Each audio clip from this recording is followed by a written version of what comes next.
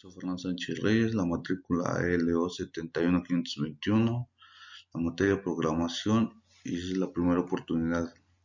En esta ocasión les mostraré el desarrollo del proyecto. Es un lenguaje de programación, es un lenguaje de símbolos y caracteres que se combinan siendo una regla de sintaxis predefinida para permitir la transmisión de instrucciones a la computadora.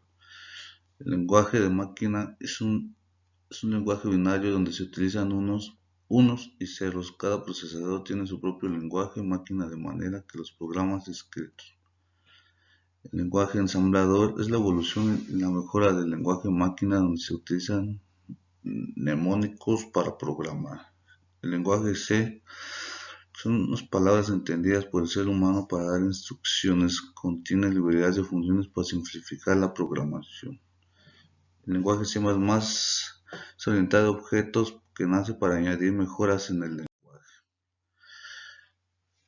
El PHP es un procesador de hipertexto que utiliza para crear sitios. El Java se utiliza para la realización de sitios web que funcionan en diferentes tipos de computadora.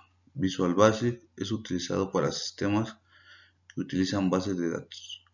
Paradigmas computacionales plantea que las emociones humanas las actitudes ante determinadas situaciones. El algoritmo es una lista ordenada y finita de operaciones que permiten encontrar la solución de un problema.